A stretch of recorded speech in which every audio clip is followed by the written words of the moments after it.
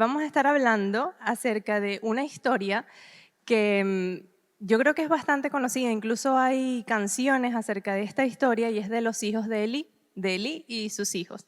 Y para hacerles como un resumen rapidito, sabemos que desde Aarón, ¿se acuerdan? Aarón, Moisés, Aarón era una familia sacerdotal.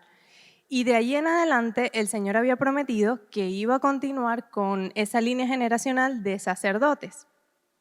En esta línea generacional entra Elí. Cuando Elí empieza, está en el ministerio, está ejerciendo como sacerdote, esto es en el Antiguo Testamento, dice también que tiene 2 hijos, Ofni y Finés. Y estos 2 hijos, vamos a leer qué dice la Biblia de estos 2 chicos. En 1 Samuel 2:12 dice: los hijos de Elí eran hombres impíos y no tenían conocimiento de Jehová. Ahora uno lee esto y uno dice, a ver, de generación en generación vienen pasando que son sacerdotes. Entonces, si alguien nace en un lugar donde todo el tiempo están en el templo, todo el tiempo están en las cosas del Señor, puede parecer ilógico que se diga en la Biblia que los hijos de Elí eran hombres impíos y no tenían conocimiento de Jehová. En la Nueva Versión Internacional dice, no tomaban en cuenta al Señor, y en la Nueva Traducción Viviente dice, los hijos de Elí eran unos sinvergüenzas, que no le tenían respeto al Señor. Y esto puede parecer súper ilógico porque eso, ¿no? Creces en un ambiente donde todo es lo sagrado, donde todo es lo santo. Estos sacerdotes, si recordamos en el Antiguo Testamento, pues se encargaban de todas las cosas sagradas, de las ofrendas, de presentarlas al Señor. Entonces, toda su vida estaba envuelta o giraba en torno a Dios. Sin embargo, dice la Biblia que ellos eran unos sinvergüenzas y que no le tenían respeto al Señor. Esto es tremendo. Y vamos a ver qué cosas hicieron estos hombres, de las cuales podemos aprender muchísimo.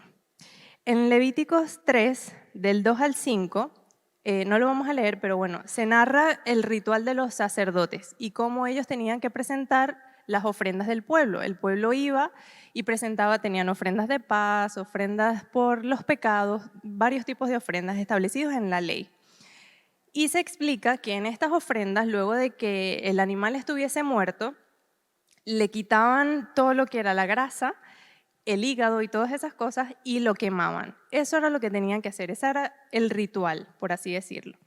Pero los hijos de Elí tenían tan en poco las cosas del Señor que miren lo que ellos hacían, siendo los sacerdotes, los representantes de Dios en ese momento.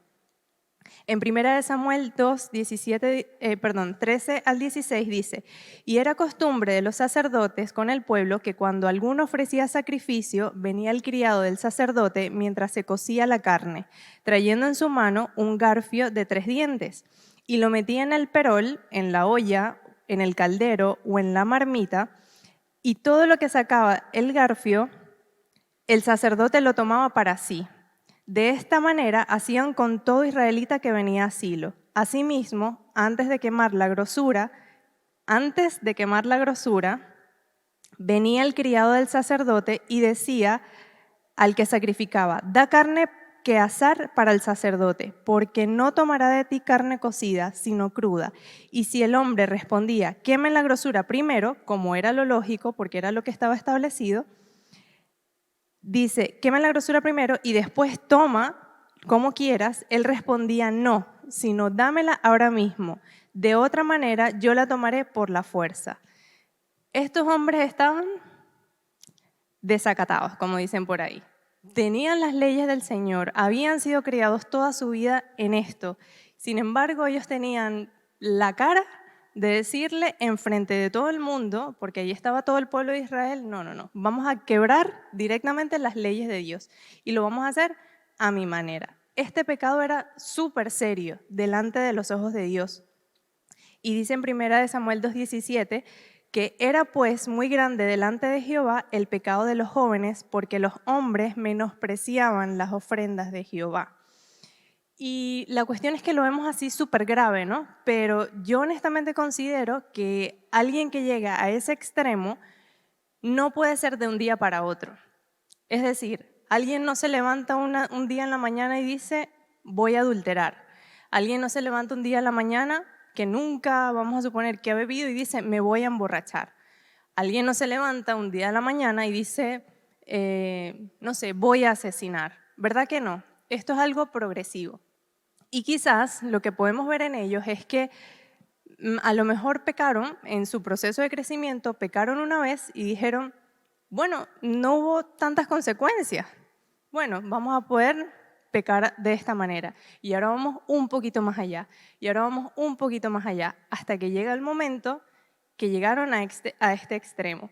Y no solo dicen que tomaban y hacían como ellos querían con las ofrendas para presentárselas al Señor, sino que también se acostaban con las mujeres que cuidaban el tabernáculo.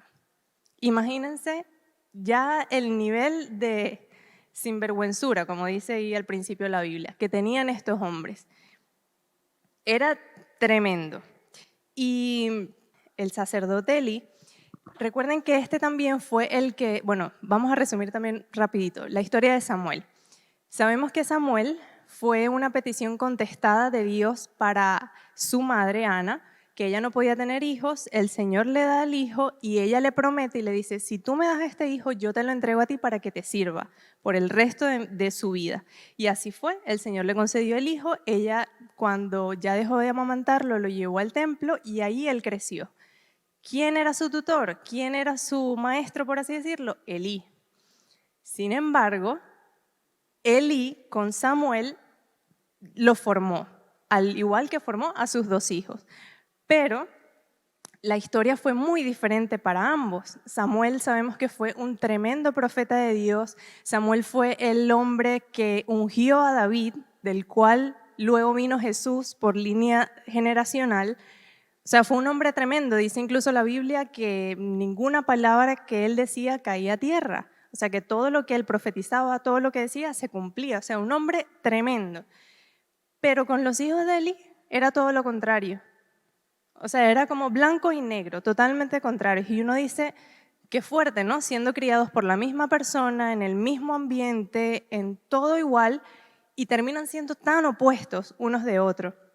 Pero ¿qué pasaba y cuál era el pecado gravísimo de Elí?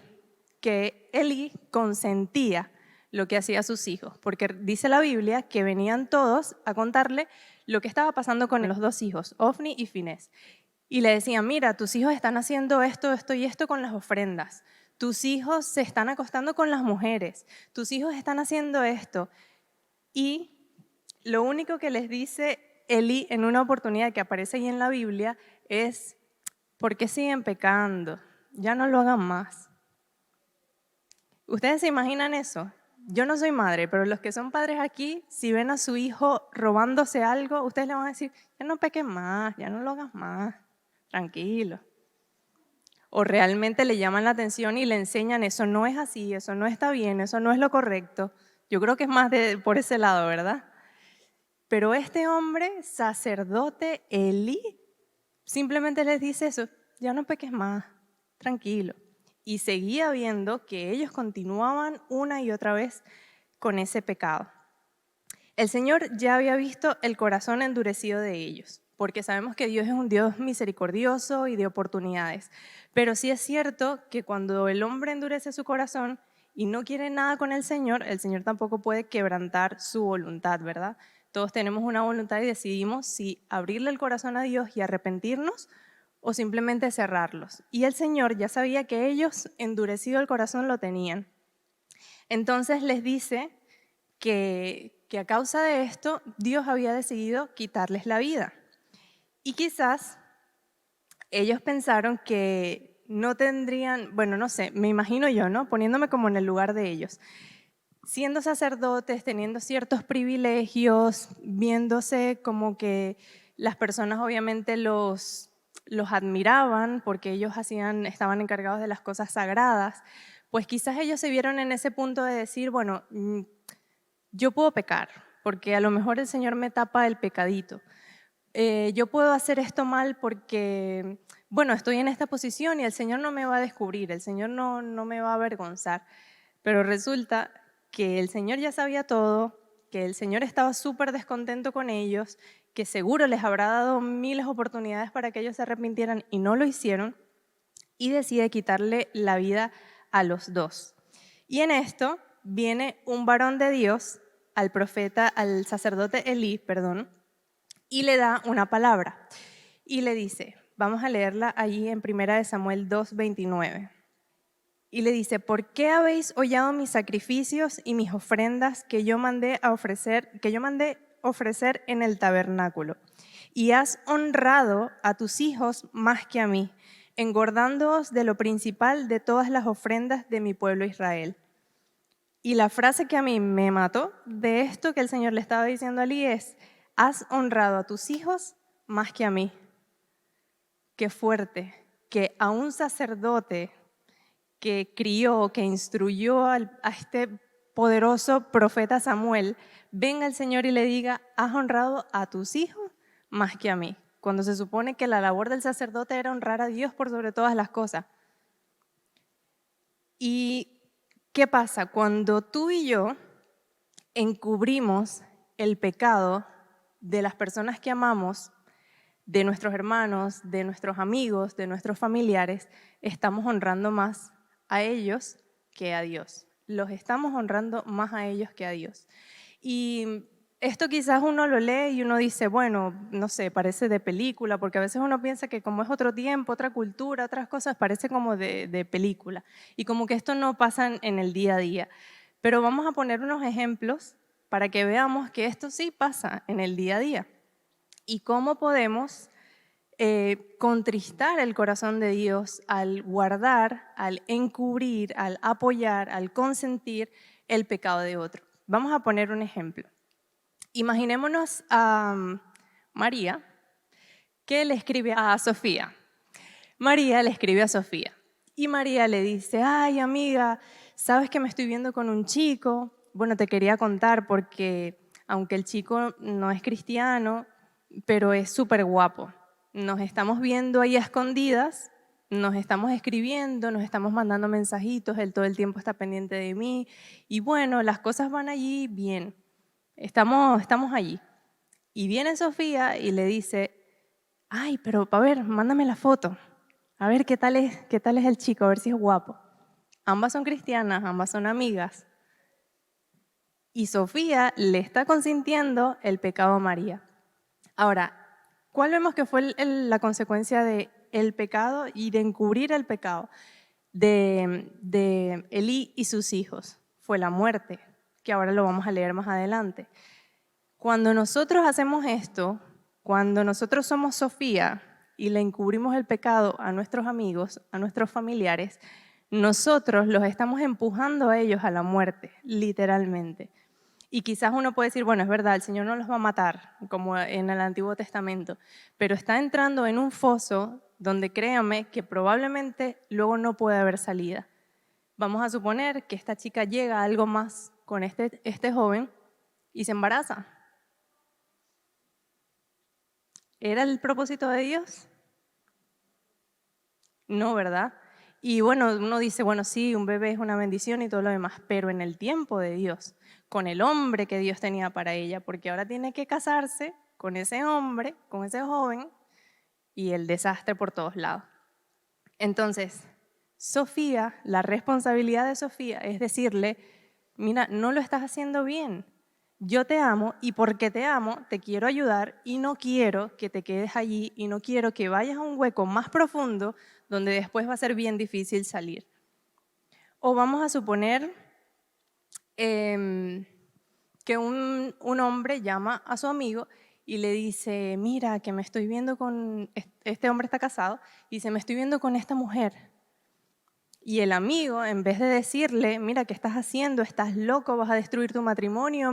No, tienes que hacer las cosas bien. ¿Qué te ha pasado? ¿Cómo está tu relación con Dios? ¿Por qué estás metiéndote en eso? Y en vez de hacer eso, consciente de ese pecado, lo está empujando literalmente a un hoyo. A un hoyo después que probablemente no pueda salir. Entonces, llevemos esto a todas las áreas de nuestra vida, a cualquier tipo de pecado que podamos incluir en esta lista. Un negocio, que alguien de repente diga, no, llama a, no sé, a otro amigo y le dice, no, que estoy haciendo este negocito. Bueno, no es muy legal, pero me está dando dinero. Y bueno, me va bien y cualquier cosa tú sabes, yo después te meto y ahí nos ganamos un dinerito. Pero a ver, si somos cristianos, si somos hijos de Dios, si queremos hacer la voluntad de Dios, si queremos hacer las cosas bien para Él, si queremos que nos vaya bien en la vida, ¿cómo vamos a apoyar ese tipo de cosas? No seamos Elí, no seamos esos que encubren el pecado de los demás. Que encubren me refiero yo a te animo, a sí, dale, tú dale por allí y ya luego cuando vayas percibiendo más me dices y tú sabes, cuadramos.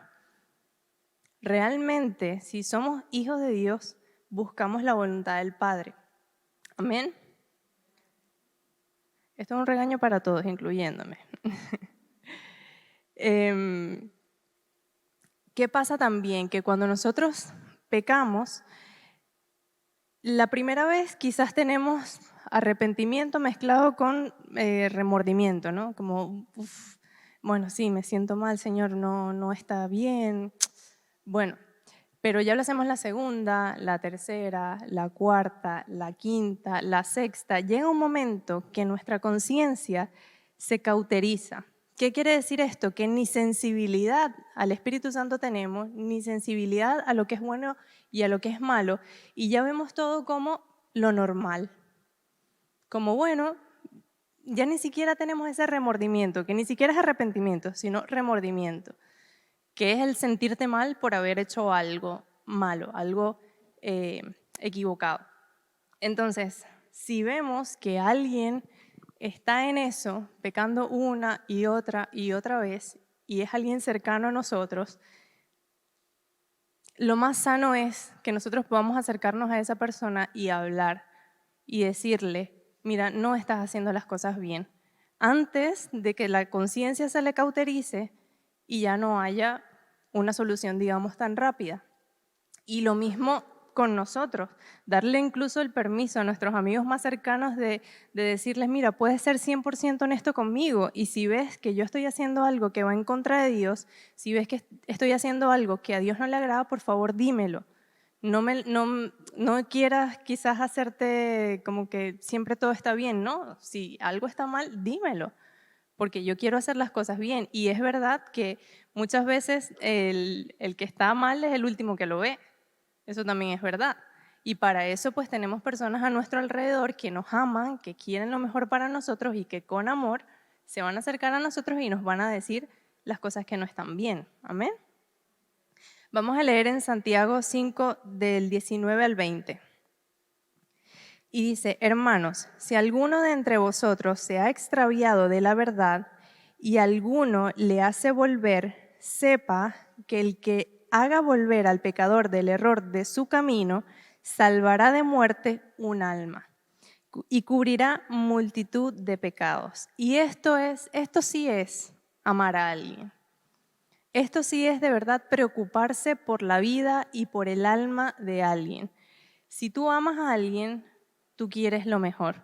Y dice, si alguno se ha extraviado de la verdad y alguno le hace volver, que sepa que el que haga volver al pecador del error de su camino, salvará de muerte un alma. Yo creo que esto es literalmente lo que nosotros hacemos cuando, en vez de consentir, apoyar y todo esto que hemos estado hablando, cuando vamos a una persona y le decimos, mira, Dios tiene otro camino para ti. Esto no está bien, esto no te va a llevar a un buen fin. Va a ser un fin de destrucción y yo no te quiero mal. Ahorita puede parecer espectacular el pecado. Ahorita te puede parecer lo máximo, te lo estás disfrutando y todo lo demás.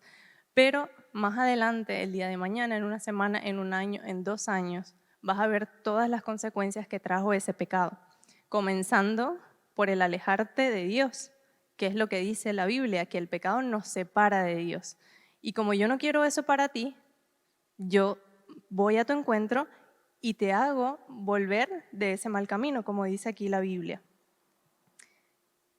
Entonces, La historia de Elí no sería la misma si Elí hubiese hecho lo contrario, ¿no? Si Elí, en vez de consentirle todos los pecados a sus hijos, les hubiese dicho, mira, las cosas no son así, aquí las cosas marchan como Dios dice, hacemos lo que Dios dice y ustedes se encaminan. Y la historia hubiese sido muy diferente, porque ahora vamos a seguir leyendo un poquito de lo que sucedió. Dice la Biblia que el Señor les había prometido a ellos que esa línea generacional iba a seguir, ¿no?, de sacerdotes. Y a causa de esto fue tanta no sé, la decepción y todo lo que el Señor experimentó en ese momento que les dijo que ya no más. Desde Aarón, por allá, venían de sacerdote en sacerdote y les dijo ya no más, por causa de su pecado.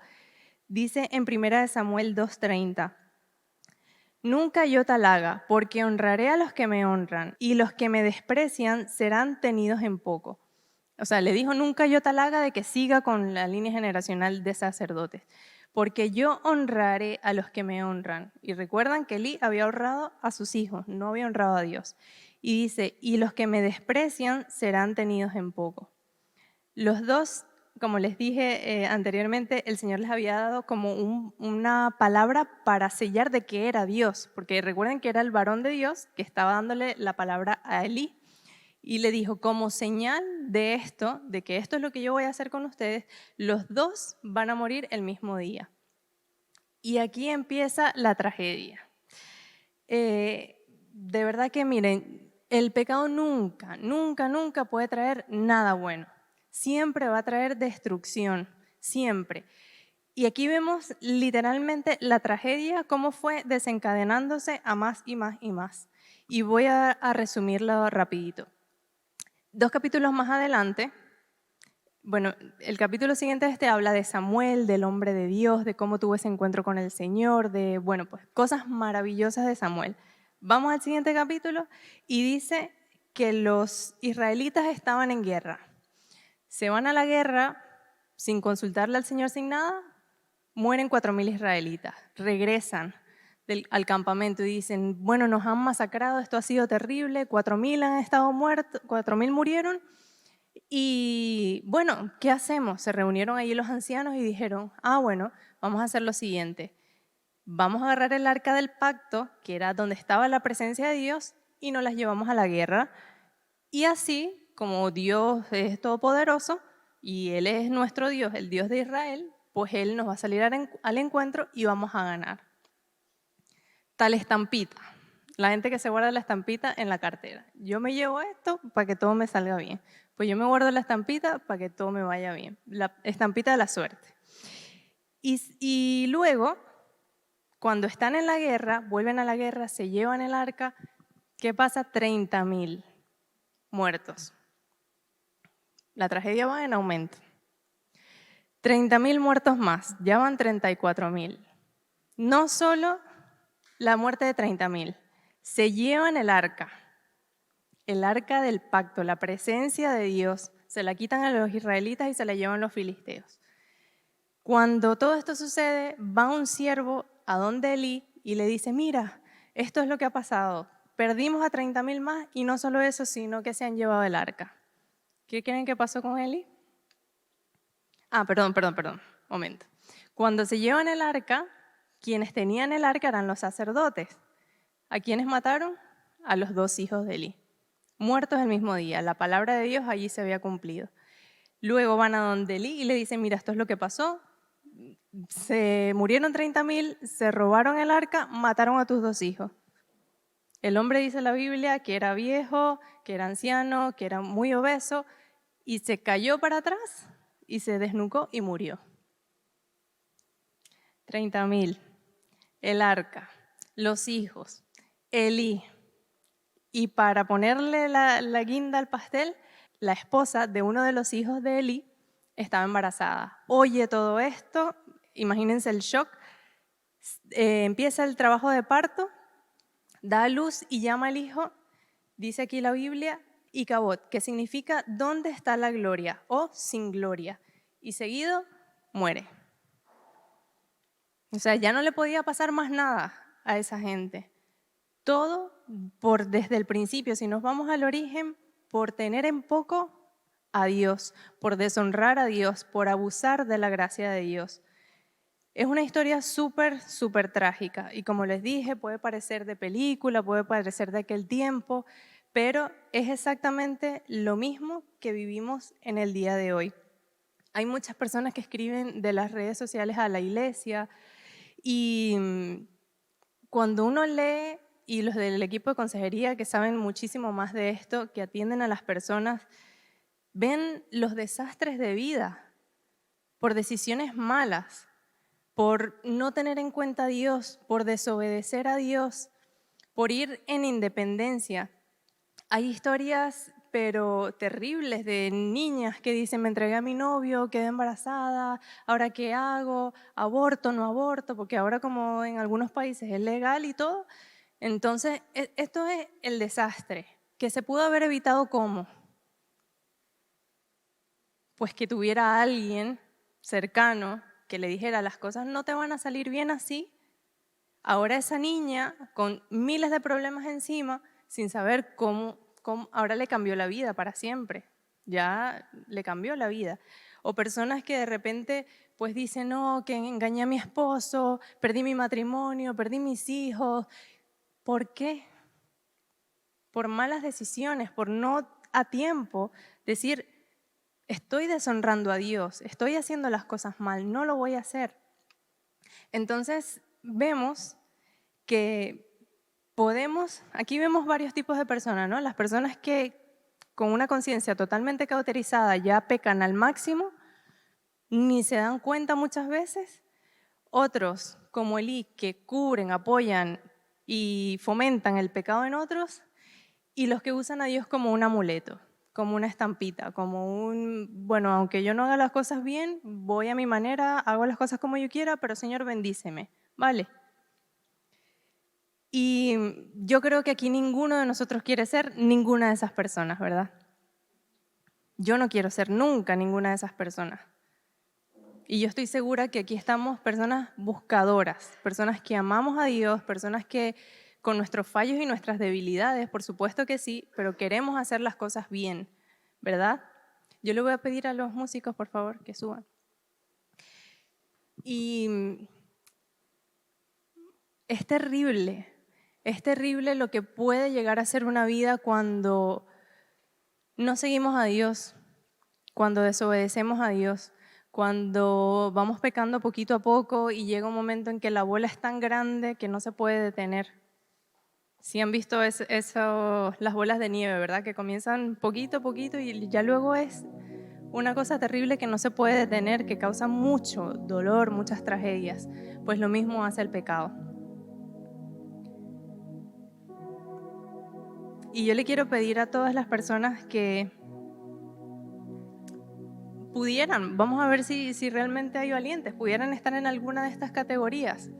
O dicen, Señor, yo sí, he encubierto el pecado de mi amiga, he encubierto el pecado de mi amigo, he encubierto el pecado de mis familiares, porque bueno, no sé, yo los quiero mucho, yo no quiero que ellos pues ya no confíen en mí, no me cuenten sus cosas, pero lejos de darle un buen consejo, lo que he hecho es encubrir su pecado. O quizás he andado tan en independencia y quiero hacer las cosas tan a mi manera que simplemente lo hago y luego le digo al Señor, pues bendíceme, Señor.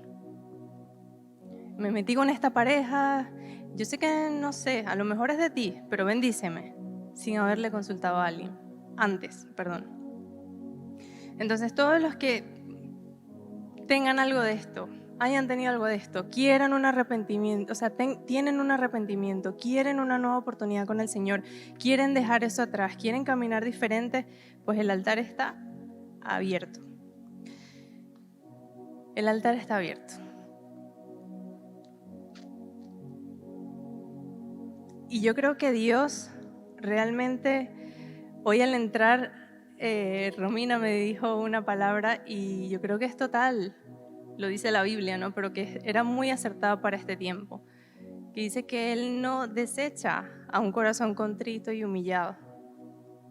Para nada.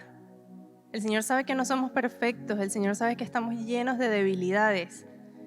El Señor sabe la condición de nuestros corazones y también sabe de aquellos que realmente decimos, te quiero a ti y ayúdame con esta debilidad, con este pecado, ayúdame porque quiero salir de allí. El Señor lo conoce todo. Y algo que amo del Señor, que amo del Señor es que aún sabiendo todas las veces que le íbamos a fallar, aún sabiendo las porquerías que íbamos a hacer, aún sabiendo todo eso, Jesús se entregó. Jesús se entregó por ti y por mí, sabiendo absolutamente todo. Y qué gran amor, ¿verdad? Qué gran amor. Vamos a cerrar allí nuestros ojos y vamos a orar. Y te damos gracias, Señor. Te damos gracias por tu paciencia con nosotros. Es una de las características que más me gustan de ti. La paciencia que nos tienes, que conoces que somos humanos y que tenemos nuestras debilidades, que tenemos aquellas cosas que nos hacen fallar. Pero también tú ves nuestro corazón y nuestro querer agradarte. Y si hoy estamos aquí, si hoy estamos en este lugar, si hoy pasamos adelante, es porque tenemos un corazón que busca agradarte. Un corazón que busca tu presencia. Un corazón que no quiere caminar en independencia a ti. Un corazón que quiere hacer tu voluntad por encima de todo lo demás. Aunque duela, aunque eso implique alejamiento o separación con algunas personas por querer hacer lo correcto. Te damos gracias, Señor. Te damos muchas gracias por tu presencia en este lugar, porque sabemos que estás aquí, porque tú vienes a libertarnos, porque tú vienes a enderezar nuestro camino, Señor, porque tú vienes a hacer las cosas nuevas. Tú eres el restaurador. Y hoy venimos con nuestros pedacitos de vida, muchos regados, pero tú vienes a restaurar esas vidas. Tú vienes a restaurarnos, Señor. Y te doy muchísimas gracias. Te pido, Espíritu Santo, que tú, que eres el consolador, pero también el que nos convence de justicia, de pecado, de juicio, que nos convenzas a todos. Quizás algunos tienen más, otros tienen menos, otros tienen y no se dan cuenta. Y yo te pido, Señor, que seas tú hablando en nuestros corazones, que seas tú ministrando nuestras vidas, que seas tú exponiendo el pecado en nosotros, Señor. Porque nosotros voluntariamente, así como David te decía, muéstrame aquellos pecados que yo no puedo ver, voluntariamente te decimos, muéstranos esos pecados que no podemos ver. Esas cosas que nos están siendo piedra de tropiezo para caminar correctamente contigo. Te damos muchas gracias, Señor. Muchas gracias por tu infinita paciencia y tus infinitas oportunidades para con nosotros. Gracias, Espíritu Santo. Gracias, Señor.